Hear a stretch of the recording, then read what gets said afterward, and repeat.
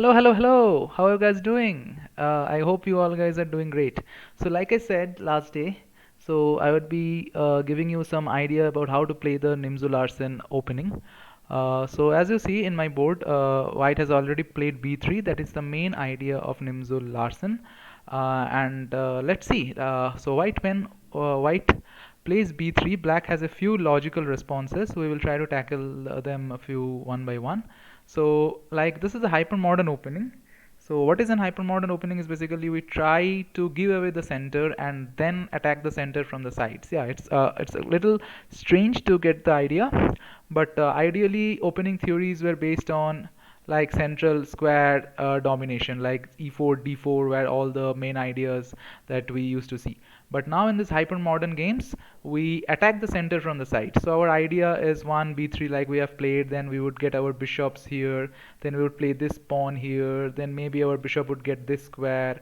If this is not played out, then we would like to do f4, then our knight would like to come here. So this is some generic idea that White does have while he plays the Nimzo Larsen. So let's try to see a little game if we can, and I guess that would make things a little easy, like what is the natural response and how it goes. So without further ado, let's start with the game, guys. So White played b3, and Black's most logical response is e5.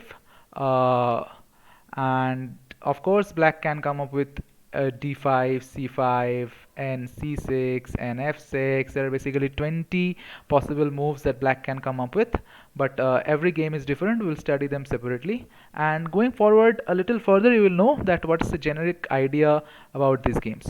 So after Black's most logical response, e5, uh, White comes up with the planned idea, bishop b2. Okay, Black must defend the e pawn, and he does it with the knight to c6. And as I showed you, that was the generic idea.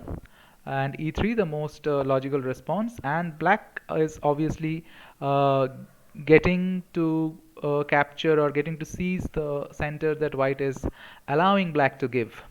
Like that is White's plan, and Black obviously takes the center and then pinning the knight on c6. So what I am meaning by pinning the knight on c6, basically this knight cannot move as it has an indirect attack to the king. So what would be Black's response, guys? Black's just defends this pawn, as if White takes the knight, then this pawn was hanging, the pawn at e5. So this is one of the plans, like this the pawn is still hanging, Black cannot capture the pawn. So guys, I want you to comment why this capture is not possible. Like it seems like White is giving away this pawn, or this capture is an easy exchange, but this capture is not possible. I want you to write on the comment section like why this capture is not possible. Okay, so I guess Black hadn't captured this. Of course, this move is the most logical move, cause once this g3 is played, you see this little squares here. So these are three white squares, and these squares cannot be protected by any pawns. So squares which cannot be protected by any pawns are basically weak squares. So with this simple check, guys, Black creates three weak squares in not this one. Black create three weak squares in White setup. So of course, when g3 is played, the queen returns back to e7, and a normal developing move, nf3. This nf3 attacks this e5 pawn as well. So this e5 pawn is now under triple attack.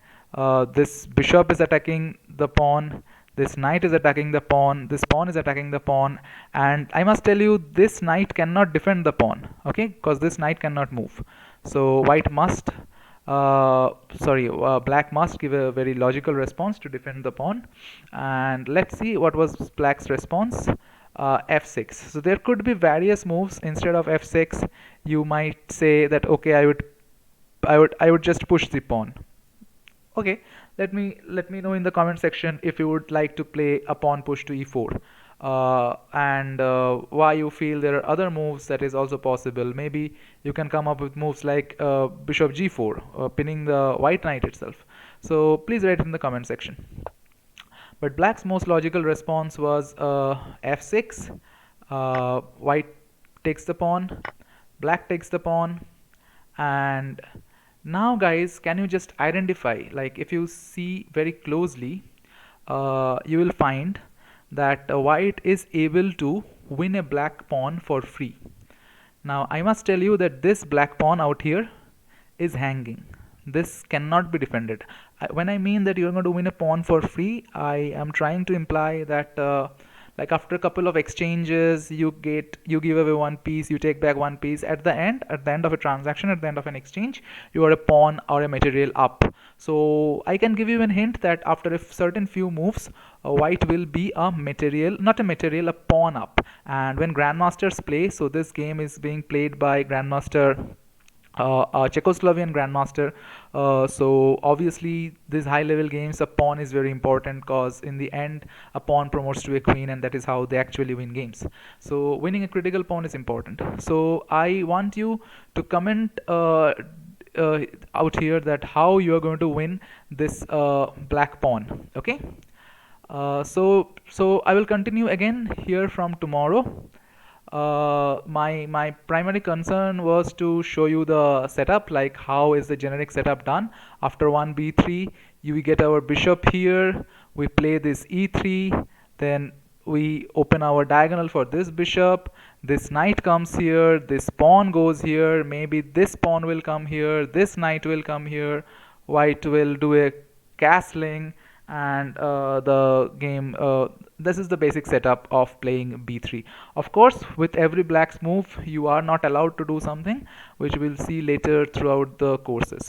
So for now, I guess I will pause our video or our session to this moment, and let me know if you have any doubts understanding this in the comment section. I will try to elaborate more, or we will catch up later from here. Thank you guys. Have a great stay ahead. Thank you. Bye bye.